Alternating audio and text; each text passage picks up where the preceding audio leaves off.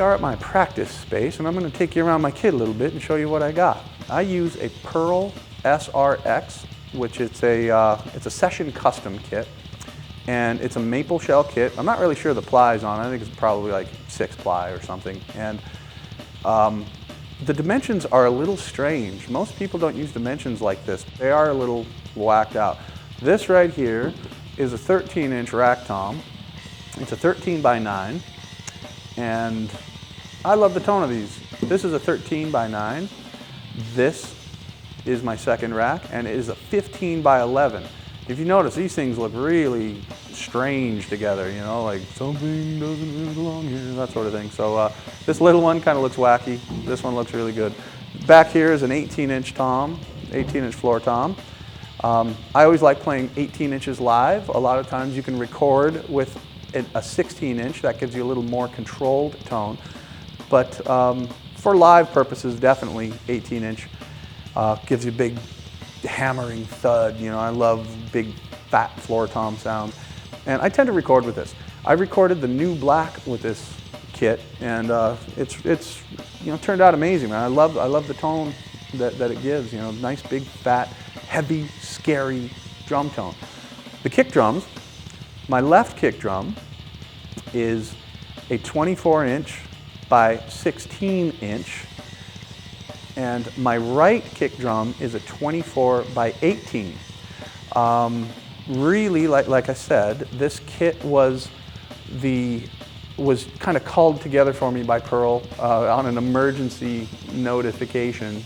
Before we went on the Alien tour, my kit that I was going to use just really kind of fell apart. So I called up my good buddy Reg at Pearl and got him to ship this one out like ASAP. So there's the heathen. And so here's the drums. As for cymbals, I use Sabian cymbals, and I'm not really that particular about cymbals. I like them to be 18 inches, and in the studio I prefer AAX. In the studio I prefer the AAX model. For live purposes, I like using the HHX. The AAX is a little thinner, a little brighter. The HHX is, you know, a little darker, heavier, can definitely withstand a lot of road work. And these ride cymbals are the greatest ride cymbals ever invented. These are the 22-inch power bell ride, the HH hand-hammered power bell ride from Sabian, and these things have the greatest bell tone ever invented. Back when I was a Zildjian player, I used to think that the Mega Bell from Zildjian was going to be the greatest ride ever invented, until Sabian came out with a ride that, I gotta say, really smokes it. It's a really amazing ride. Such a warm, rich, dark, thick, fat bell tone. It's really amazing. And this one is this one's another one. This was the first one that I got. I was really hammering my good buddy Chris Stanky over at Sabian for one of these. This here is a Sabian AAX accelerator hi-hat, and the AAX line, again, sounds really good in the studio, nice and bright and crisp, and that's why I use them. Live, I like to use an HHX just because they're a little more durable, but this one has a really good tone, and I like it. Good to record with. When it comes to Chinas, it's kind of the same thing as crashes for me. I just like big clangy things that make a lot of noise, and I'm never really particular about my Chinas. Sabian makes a great China. That was the first thing I really liked about Sabian. Now they make a really excellent sounding China, and it's called the Paragon, and that is designed by Neil Peart from Rush, and that's a really great trashy sounding China. Unfortunately, neither of these are Paragons. The only Paragon I have is, I just shattered a couple of days ago, so that's gone. But this one, I like this one. I like the texture of this because it looks like an ostrich. Ostriches are neat. They taste yummy. So, yeah, and this one has a nice crashy crack to it. And you'll notice I use this a lot in the mechanism portion of the program when I've got the China set up right here. I'm using this one, and it's got a nice big, just crashy tone, and I love it. This snare is my baby. This is a Pearl 14 by 8 brass free floating snare, and this is the second of these snares that I've had. The first one I got in 1989 with Dark Angel, and this one I picked up in a pawn shop in England, of all places, for a really exorbitantly cheap price of like $300 or something like that. This is the greatest snare ever invented, to me anyway. This is how I get a lot of my tone on a lot of the records. I've recorded so many albums with this one right here that it's thick and burly and fat. And the cool thing about it is they don't make this anymore. So I'm about the only person that uses these. So, hey, Pearl, why don't you put my name on one of these things and you could really sell a few of these, you know? Rim shots, gunshots, baby. I use Evans heads. This particular model is the EC2. It's got a little dampening ring right here. I'm not really sure the point of that, but these are pretty brand new heads and I'm just trying them out on this whole session, seeing if I like them. And on the snare, I like using the ST Dry. It has these little air holes in them that make a nice fan for you when you're blast beating. I'm joking. And it has a nice thick tone to it, nice crack. I like the way it sounds. For my sticks, I use ProMark 2Bs, the Millennium 2 line, I suppose it is. And here's an example of them. Hickory sticks, made in Texas, great state. I'm from there. And the best part about these sticks, of course, is this part.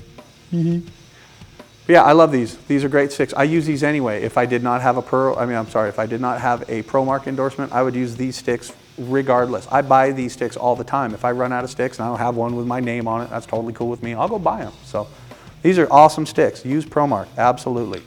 For triggers, I use the Alesis DM5. And a lot of people are really turned around on the subject of triggers. I see a lot of people proclaiming that, oh, this guy uses triggers, he doesn't really play the drums, and you know, he sucks because he uses triggers. And you know what, I used to think that too. I totally used to think that triggers did a lot more for you than you can do for yourself, but that's not really the case. All a trigger does is just give you a tone, and it's a kick tone in a box, really. You know, the reason we started using triggers, I never used triggers until I was in strapping, and when we started playing live for the first few months, you know, we weren't headliners at all. We were the first band on any bill. So we always figured that having a kick tone in a box, you never have to do the, you know, big long sound checks, because we never got sound checks in those days. Your kick tone is already right there. One of the things that I do is I use the speed metal setting. I will detune it by 4, which is the maximum that you can go. You can only go to -4. So if you want to get a really cool kick tone, you know, just out of the box, the speed metal kick sounds a little thin, a little electric typewriter sort of sounding thing. You know what the triggers sound like. You detune them and you get a lot more beef out of it. You get a lot more girth, and I like that. And a lot of people tell me that, dude, you look so calm and relaxed when you play, and you look like you're staring off into space, and you're thinking about, you know, doing your laundry and things like that. And really, what I'm doing, if you ever see me on stage and you see me kind of staring off into space, I use the note chase off this thing. What I do with this thing is I don't use monitors anymore, really. I don't use monitors live. I definitely don't have my kick drums in my monitors. I usually only run a little bit of guitar, and I'll run the keyboards for the samples, because I'll play to the samples. I'll use those as a metronome live, like the loops that we have and stuff.